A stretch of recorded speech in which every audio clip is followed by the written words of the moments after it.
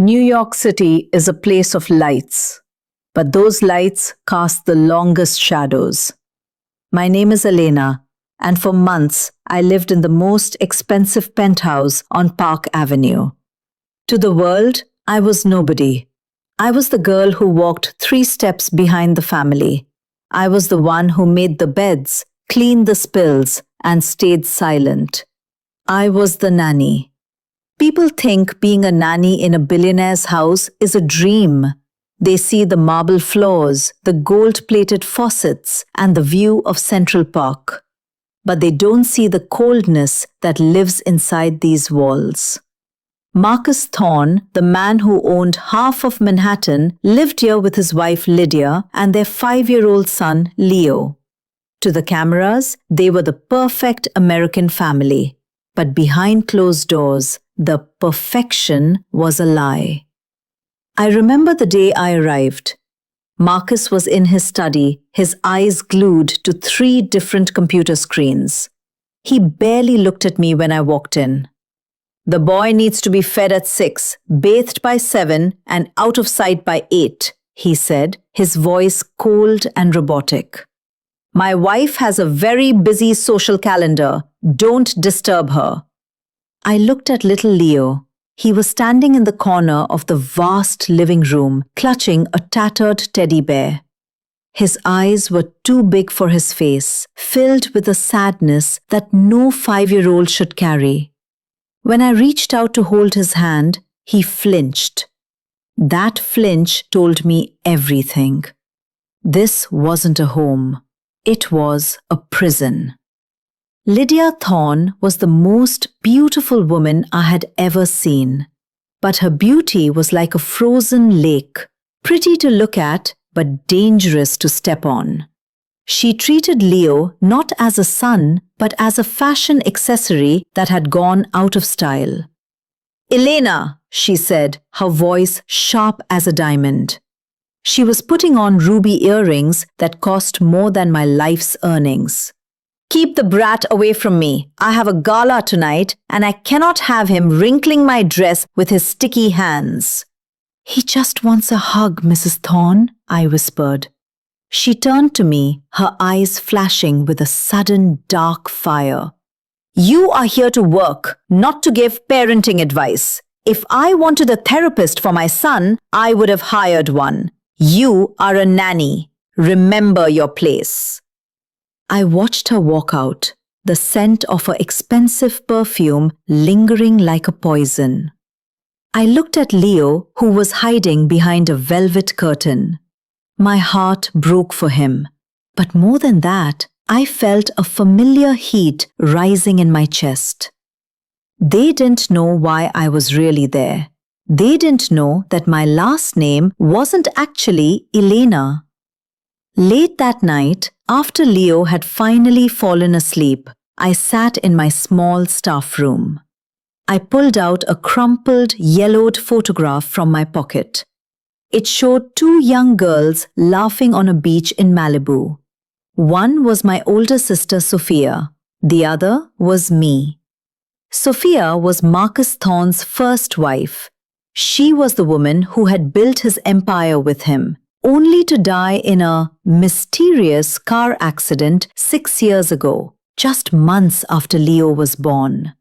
The world was told she was unstable. The world was told it was an accident. But I knew Sophia.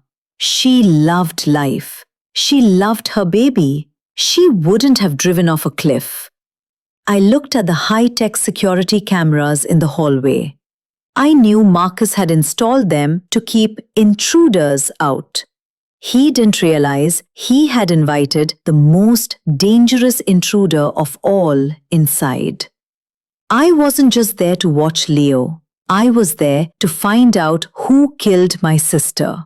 And as I watched Lydia sneak out of the house at midnight wearing a dark cloak and a secretive smile, I realized the mystery was much darker than I ever imagined. A week had passed. I became a master of the shadows. In a house this big, it's easy to be forgotten. And being forgotten was my superpower. One Tuesday night, the clock struck 2 a.m. The penthouse was silent, save for the hum of the central air conditioning. I was supposed to be asleep, but my mind was a storm. I crept out of my room, my bare feet making no sound on the cold marble. I saw a sliver of light coming from Marcus's private bar in the lounge. I peeked through the gap in the double doors. Lydia was there. She wasn't dressed for a gala. She was in her silk nightgown, her face illuminated by the amber glow of the liquor cabinet. She was holding a small, unlabeled blue vial. With a steady hand, she opened Marcus's favorite bottle of 30-year-old scotch. I watched, frozen, as she let 3 clear drops fall into the golden liquid. She swirled the bottle gently, a cold, satisfied smile spreading across her face. "Sweet dreams, Marcus," she whispered to the empty room. My blood turned to ice. She wasn't just a cold mother, she was a cold-blooded killer. The next morning, Marcus looked grey. His hands shook as he adjusted his tie. He complained of a persistent migraine, but he still drank a glass of that scotch before heading to the office. I wanted to scream, to grab the glass from his hand, but I knew I couldn't. Not yet. Without proof, I was just a crazy nanny. While Lydia was at her daily spa appointment, I decided to take a risk. I went to Marcus's private study, the one room even the cleaning staff wasn't allowed to enter. I searched the drawers, the files, the digital records, and then I found it. Tucked behind a row of law books was a leather-bound diary. It belonged to my sister Sophia. My heart hammered against my ribs as I read the last entry, dated the night of her death. Marcus is changing. He's tired all the time. Lydia has been helping him with his medicine. I found a bottle in her jewelry box that doesn't belong. I'm scared, Elena. If something happens to me, look for the blue vial. The room felt like it was spinning. Lydia had been doing this for years. She hadn't just replaced my sister, she had systematically removed her. And now she was doing the same to Marcus. I heard the front door open. Lydia was home early. I scrambled out of the study and hid in the laundry closet just as she walked by, talking on her burner phone. "The doses are increased," she said into the phone, her voice thick with excitement. "He's losing focus. The board of directors is already questioning his leadership. Within a month, he'll be declared unfit. We'll have the Thorne Empire, Julian, just like we planned."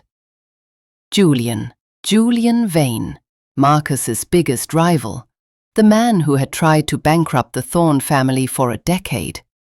Lydia wasn't just a murderer, she was a corporate spy. She was working with the enemy to destroy the man she called her husband. I leaned against the washing machine, gasping for air. I looked at the nursery monitor in my hand. I saw little Leo sleeping peacefully, unaware that his father was being poisoned and his mother was a monster. I looked at the silver locket around my neck, the one Sophia had given me. It wasn't just a memory anymore, it was a promise. I wasn't just here to find the truth, I was here to burn their world down. Lydia wasn't just a socialite, she was a predator. And predators can smell when they are being watched. For the next few days, I felt her eyes on me. Every time I held Leo a little too close, every time I looked at Marcus with pity, she was there, lurking in the shadows of the hallway. One evening I was in the nursery, tucking Leo into bed. He looked up at me with his big, soulful eyes and whispered, "Elena, why does Mummy make Daddy's juice smell funny?" My heart stopped. Even a 5-year-old could smell the chemical rot of the poison. Before I could answer, the door swung open. Lydia stood there, her face silhouetted by the bright hallway lights. "Leo, darling, it's past your bedtime," she said, her voice dripping with fake honey. "Elena, a word in my dressing room, now." As soon as we were alone, the honey turned to acid. Lydia didn't scream. She spoke in a low, terrifying whisper. "I know what you're doing, Elena. I see the way you sneak into the study. I see the way you look at my husband's drinks." She stepped closer, her expensive diamonds gleaming like teeth. "You think you're a hero? You're a servant, and servants are replaceable." She reached into her silk robe and pulled out a small plastic bag filled with white powder. Before I could react, she shoved it into my apron pocket. "What is this?" I gasped, trying to pull it out. "That," Lydia smirked, "is 3 ounces of pure cocaine. And in about 5 minutes, the New York Police Department will be receiving an anonymous tip that Marcus Thorne's nanny is running a drug ring out of his penthouse. Oh, and I almost forgot." She picked up a heavy crystal vase from her vanity and smashed it onto the floor. Then she scratched her own arm with her long, sharp nails until she bled. "Help! Marcus! Help!" She began to scream at the top of her lungs. Marcus burst into the room, looking pale and confused, the poison already clouding his judgment. He saw the broken glass, he saw the blood on Lydia's arm, and he saw me, standing there, trembling, with the drugs in my pocket. "She attacked me, Marcus," Lydia sobbed, throwing herself into his arms. "I caught her stealing my jewelry, and when I confronted her, she pulled out those drugs. She threatened to hurt Leo." Marcus looked at me. For a second I saw a flicker of the man he used to be, the man who loved my sister. But then his eyes turned cold. "Get out," he rasped. "I don't care who you are or where you came from. If I ever see your face near my son again, I will make sure you never see the sun from a prison cell." The police arrived within minutes. I was dragged out of the penthouse in handcuffs. As they led me through the lobby, I saw Lydia standing on the balcony, looking down at me. She wasn't crying anymore. She was holding a glass of wine, toasting to my defeat. I was thrown into the back of the police car. The rain started to pour, blurring the lights of Manhattan. I had lost everything. I had lost Leo. I had lost my sister's diary. But as the car pulled away, my hand brushed against something in my other pocket. It was the small digital recorder I had hidden in the nursery earlier that day. Lydia had been so focused on the drugs that she didn't realize I had recorded her entire confession. The invisible nanny was down, but the war was just beginning. They thought they had broken me. They thought I was just another girl from the streets of Ohio, easily discarded and forgotten. But they didn't know about the Thorne family's old lawyer, Mr. Sterling, a man who had been Sophia's closest confidant. Inside the cold grey walls of the holding cell, I waited. When the lawyer arrived, he didn't see a criminal. He saw the ghost of the woman he once protected. "Elena," he whispered, his eyes widening. "You look exactly like her." Within hours, the drug charges were dropped. The white powder Lydia had planted? It wasn't cocaine. I had swapped it for powdered sugar earlier that day, knowing she was watching me. The police laughed it off as a prank, but for me, it was the first move in a grand game of chess. I didn't go back to my small apartment. Mr. Sterling took me to a private safe house in Greenwich. "Sophia knew this day would come," he said, handing me a heavy black suitcase. "She knew Lydia was a snake. She left this for you." Inside the suitcase was the Malibu legacy, shares of the Thorne empire that Marcus didn't even know existed. Sophia had diverted a portion of her wealth into a secret trust for her sister. I wasn't just a nanny anymore. I was one of the largest silent shareholders of Thorne Enterprises. I spent the next 2 weeks in a blur of strategy. I contacted Marcus's doctors in secret. I showed them the recordings of Lydia's confession and the chemical analysis of the blue vial I had managed to steal before being kicked out. The doctors were horrified. Marcus wasn't suffering from migraines, he was suffering from arsenic poisoning. While I was away, the Thorne penthouse became a den of thieves. Julian Vane, Marcus's rival, was now a frequent guest. My hidden cameras in the nursery, The ones Lydia missed captured everything. I watched through my tablet as Julian and Lydia sat in Marcus's office, drinking his expensive scotch, about how they would commit him to a psychiatric ward by the end of the month. "The paperwork is ready," Julian sneered, kissing Lydia's hand. "Once Marcus signs the power of attorney at his birthday gala, the Thorne Empire is ours. And the boy? We'll send him to that military school in Switzerland.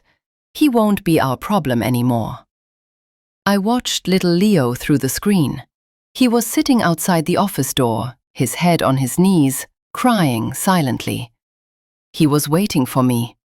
He was waiting for his nanny. "Just a little longer, Leo," I whispered to the screen, my heart hardening into a diamond. "The nanny isn't just coming back. She's coming to take everything." I looked at the invitation on the table. The Thorne Annual Gala. Black tie. Masquerade. The perfect place for a ghost to make her appearance. The Thorne Gala was the event of the year. The grand ballroom was filled with the elite of Manhattan, all hiding behind gold and velvet masks. Marcus Thorne sat on a velvet chair in the center of the room, looking like a ghost of himself. His eyes were sunken, and his hand shook as he held a fountain pen. Lydia stood over him, her mask shaped like a silver fox. Julian Vane stood by her side. They were seconds away from having Marcus sign the document that would give them everything. "Just sign here, darling," Lydia whispered, her voice like a snake's hiss. "It's for your own good. You need to rest. Julian and I will take care of the business. We'll take care of Leo." Marcus leaned forward, the pen touching the paper. Suddenly, the massive crystal chandeliers flickered and died. The music cut into a sharp, piercing silence. A single spotlight hit the grand staircase. A woman descended. She wore a gown of midnight blue, sparkling with thousands of tiny crystals. Her mask was a simple, elegant silver butterfly. She didn't walk like a servant, she walked like a queen. "Stop!" Her voice rang out, amplified by the ballroom's acoustics. Lydia stepped forward, her face twisted in annoyance. "Who are you? This is a private event. Security, remove this woman." The woman reached up and slowly pulled away her mask. The room gasped. Marcus dropped his pen, his eyes wide with a shock that seemed to wake him from his poisoned stupor. "Sophia?" Marcus whispered, his voice cracking. "No, Marcus," I said, stepping into the light. "I am Elena, the sister you forgot, the nanny you threw out in the rain, and the woman who is about to save your life." Julian Vane laughed, a nervous, jagged sound. "This is a joke. She's a thief. She's a drug addict." "Is that so, Julian?" I pulled a remote from my clutch and pointed it at the massive 30-foot LED screen behind them. "Then perhaps you can explain this." The screen flickered to life. It wasn't a slideshow of Thorne's success. It was the footage from the nursery. The room watched in horror as Lydia poured the blue vial into Marcus's scotch. They watched as she and Julian laughed about eliminating Leo. But the final blow was the audio from the night she framed me. "I caught her stealing. When I confronted her, she pulled out those drugs." And then the recording played back Lydia's real voice. "That is 3 ounces of pure cocaine. The police will be receiving an anonymous tip." The guests erupted into murmurs of disgust. Lydia's face went from pale to ghostly white. She tried to run, but the doors were blocked by Mr. Sterling and the NYPD. "You're finished, Lydia," I said, walking up to her. "You didn't just kill my sister. You tried to kill her memory. But Sophia was smarter than you. She left me the keys to your destruction." As the police led Lydia and Julian away in handcuffs, I walked over to Marcus. He looked at me, tears streaming down his face. "I'm so sorry, Elena. I was blind." "Don't apologize to me, Marcus," I said. "Apologize to your son." I looked up at the balcony. Little Leo was standing there, his face lighting up with the first real smile I had ever seen on him. He ran down the stairs, past the billionaires and the jewels, and threw his arms around me. "You came back," he sobbed. "I told you I would, Leo," I whispered, holding him tight. The nanny never leaves her post. The Thorne Empire was saved, but more importantly, a family was reborn. I took my place not as a servant, but as the guardian Sophia wanted to be. The invisible girl was now the one everyone looked up to.